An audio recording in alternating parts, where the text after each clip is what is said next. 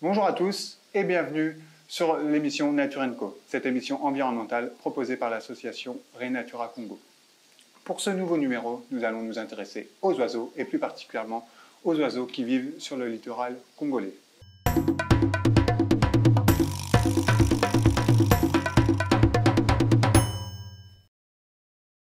Comme chaque numéro, nous recevons aujourd'hui un invité. Bonjour Monsieur Mokoko. Bonjour Monsieur Dylan, je suis Monsieur Mokoko Ikonga. J'étais directeur général de WCS Congo et jusqu'à une année j'ai fait valoir mes droits à la retraite. Et comme dans la structure WCS, je m'intéressais beaucoup aux oiseaux, à l'ornithologie plus précisément. Je suis resté un peu accro et je continue étant assis chez soi à m'occuper dans les consultations éventuelles, les études d'impact. Quand je suis sollicité, je fais le travail lié spécifiquement aux oiseaux.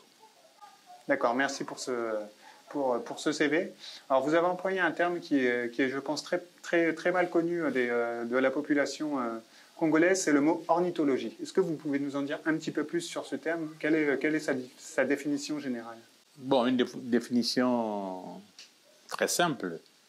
L'ornithologie, c'est une science qui étudie spécifiquement les oiseaux, leur écologie, leur biologie, tout le contexte lié à l'espèce oiseau. Donc, c'est une science des oiseaux. Très bien, donc nous avons bien compris que vous êtes donc un expert en oiseaux. Et justement, moi j'aimerais savoir, et je pense que les téléspectateurs qui regarderont cette émission aimeraient savoir aussi comment est née votre passion pour les oiseaux. Bon, je ne parlerai pas de passion spécifiquement pour les oiseaux. Ma passion, c'est d'abord le monde animal.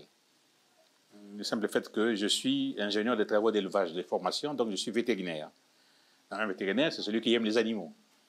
Mais le contexte forestier a fait que, dans ce milieu, j'ai préféré me spécialiser parce que je travaillais à Nobaïne dans le parc, il fallait s'occuper, parce que quand on reste dans un parc, il faut faire un choix. Ou vous êtes là, vous travaillez dans le parc, vous faites botanique forestière, vous étudiez les ongulés, vous étudiez les primates. Et moi, j'ai fait un choix.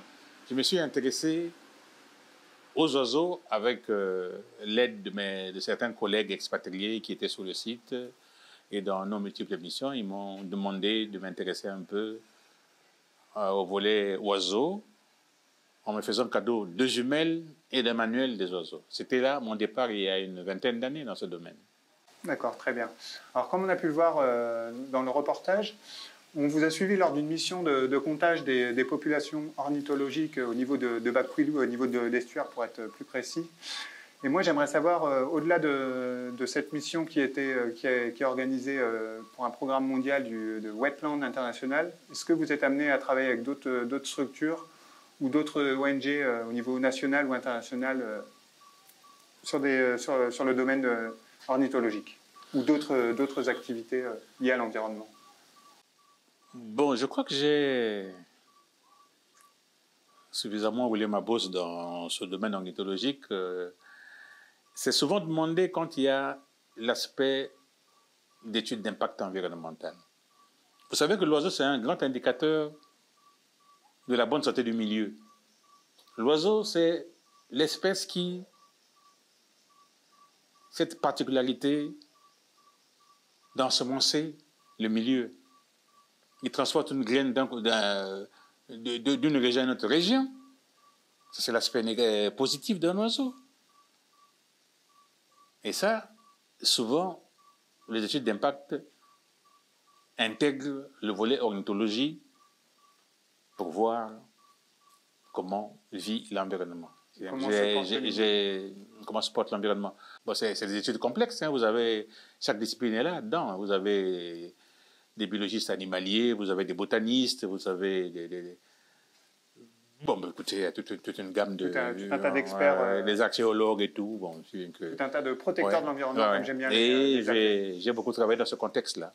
de ce contexte-là. Ouais. Donc avec la WCF et d'autres organismes et d'autres ONG Non, WCF fut mon employeur. D'accord. Donc, étant employeur de WCF, quand il y avait des missions spécifiques d'études d'impact, j'étais consulté ou sollicité, bien sûr avec l'accord de mon employeur.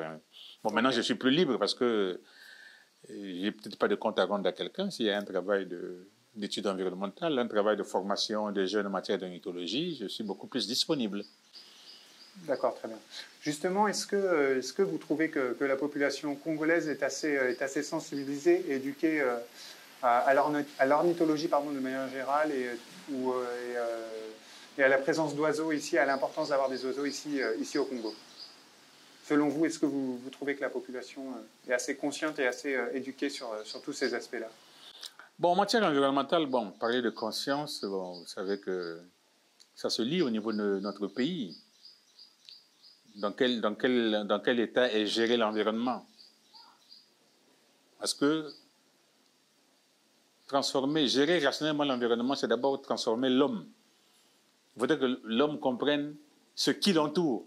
Et ça, c'est un grand travail d'éducation. Je ne sais pas si ça se mène, mais vous le ressentez d'ailleurs dans quel environnement vit le Congolais.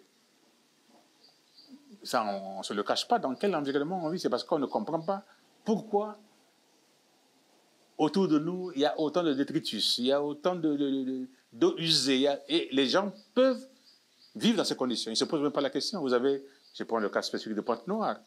Dans quelles conditions on vend les aliments à même le sol? Ça ne gêne personne. Mais ça, c'est une mission d'éducation importante. Parce que sans éducation, on ne peut pas régler un problème sans éducation de la population. Il faudrait que la population comprenne. Est-ce qu'ils comprennent ce que ça veut dire l'environnement? Est-ce que la population comprend pourquoi il y a des oiseaux autour de nous? Justement, je crois que personne ne comprend pas et ne comprend ça. C'est ça, c'est le grand boulot, c'est l'éducation pour l'environnement. Ça, c'est fondamental. Auquel cas, on va continuer à vivre comme ça et on ne fera jamais attention à tout ça. D'accord. J'espère qu'au travers de cette émission, les personnes qui regarderont l'émission pourront en apprendre un petit peu plus sur les oiseaux et surtout sur leur importance ici au Congo. Vous expliquez dans ce reportage qu'il y a un petit peu plus de 600 espèces d'oiseaux ici au Congo. Alors moi, j'aimerais savoir un petit peu quelles sont les plus emblématiques ici qu'on peut trouver dans ce pays, mais aussi quelles sont les plus menacées. Comme je disais, avec précision d'ailleurs, que le Congo compte pour le moment 679 espèces d'oiseaux. Et le travail n'est pas fini parce que, en termes d'inventaire et de recherche ornithologique, on n'a pas touché tout le Congo. Il y a des zones où on n'a pas encore mis pied. Et toutes ces données que vous avez en termes de 679 sont beaucoup plus basées sur les parcs nationaux qui existent, ou les aires protégées qui existent, parce que là, il y a des possibilités que les chercheurs aillent en forêt, faire des inventaires et tout. Mais il y a des zones banales où on n'est jamais arrivé. Donc, ça veut dire que le chiffre pourra évoluer ou doit évoluer. Et évoluera de toute manière. Ça, c'est certain. On a dû, en une dizaine d'années, ajouter une vingtaine d'espèces. D'accord. Et du coup, parmi ces 679 espèces, quelles sont un peu celles qu'on rencontre le plus fréquemment ici au Congo? Quelles sont les plus emblématiques? Ou au contraire, quelles sont celles qui sont les plus menacées? Les plus fréquemment rencontrées, mais à Pointe-Noire, c'est le garde-bleu. Mais dans le pays. Il y a des oiseaux emblématiques. Hein. Quand vous prenez un touraco, il est emblématique, il est très joli, il est bien coloré. Je ne sais pas si vous connaissez ce que c'est qu'un touraco, mais ceux qui habitent en forêt, en Congo, ça s'appelle le Mbolokoko. Il chante comme un coq. Mais c'est un bel oiseau. Et vous avez les calaos.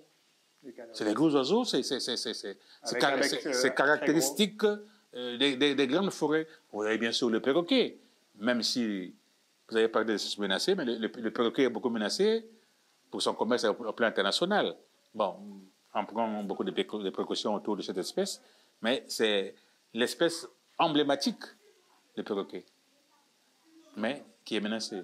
Donc, quand je prends le cas du cuilou, effectivement, au cuilou, quand vous allez dans les forêts au nord de Pointe-Noire, bien sûr, vous trouverez bien sûr les calaos et les touracos, mais qui sont en voie de disparition. Parce qu'ils sont chassés.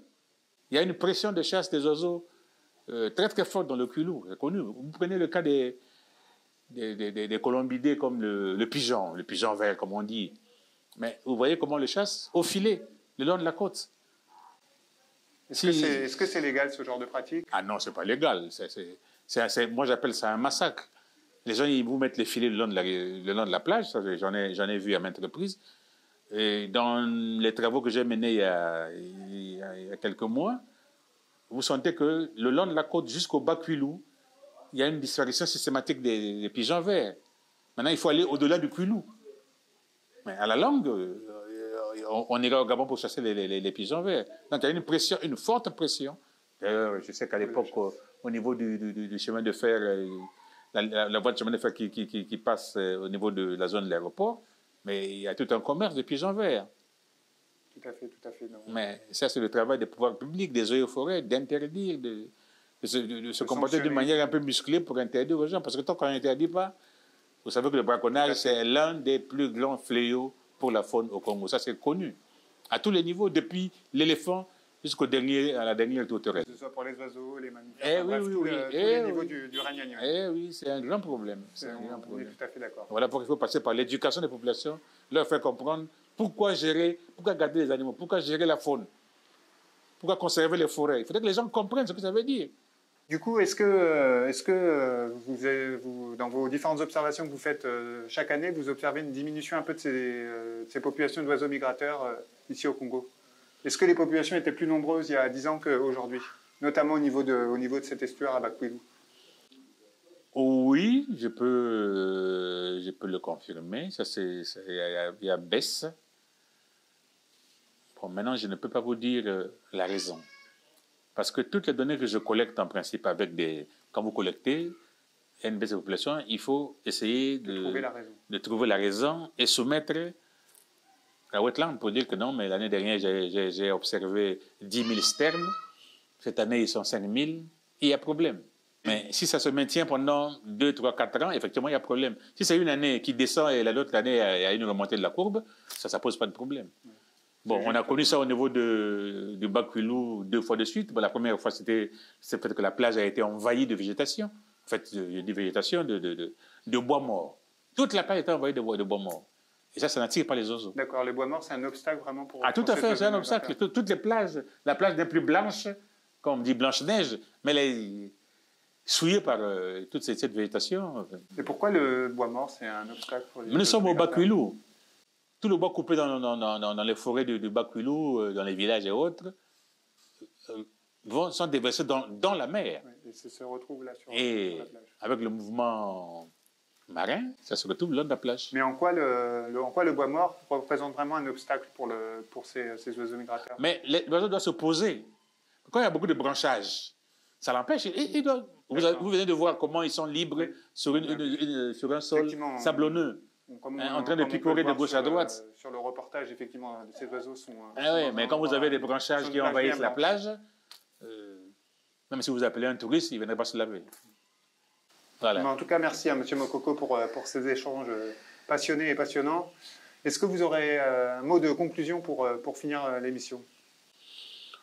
Oui. Je voudrais juste dire que, d'abord, remercier Renatura pour m'avoir donné cette occasion de parler un peu des problèmes d'oiseaux et des problèmes de l'environnement. À nos téléspectateurs, il faudrait qu'on prenne les problèmes de l'environnement à cœur. Parce que l'environnement, c'est notre devenir. On doit tout faire pour avoir un habitat décent. Avoir le sens de la conservation. Il faut savoir conserver. Sans conservation, c'est la destruction. Avoir l'amour pour la nature, l'amour pour les animaux, l'amour pour les plantes, l'amour pour les insectes. Ça, c'est important parce que si on a un réflexe qu'on avait, qui se maintient toujours, quand un enfant voit un oiseau, il prend une pierre, il jette sur l'oiseau.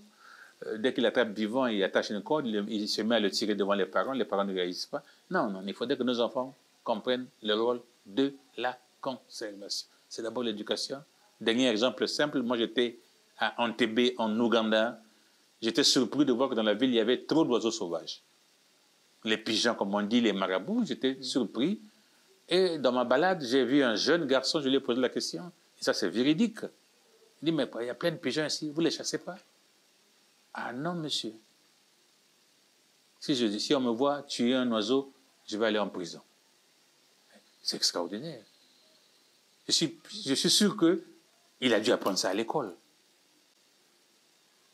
Et la preuve, c'est que quand vous êtes éduqué, quand vous habitez, par exemple, en Ouganda, vous êtes à Kampala, c'est la capitale, je parle de la deuxième ville, mais il y a des oiseaux sauvages en pleine ville. Vous allez voir un marabout dans un arbre à Brazzaville. Ah non, monsieur, en un tour de main, tout le monde va se faire sortir un fusil. Parce qu'on doit le manger. Mais ailleurs, ce n'est pas le réflexe. On doit le protéger. Et je voudrais qu'on arrive à ce stade-là, où l'on pourrait retrouver des gros oiseaux dans la ville de Brazzaville, comme à Ouesso à l'époque, on trouvait les calaos derrière les maisons. Aujourd'hui, il n'y a plus rien. On est en train de tout manger. Voilà. Qu'on fasse beaucoup d'efforts pour réussir cet aspect de conservation. Très bien. Merci beaucoup, Monsieur Mokoko, pour ces jolies paroles. Moi, il ne me reste plus qu'à vous dire au revoir et à très bientôt pour un prochain numéro de l'émission Nature & Co.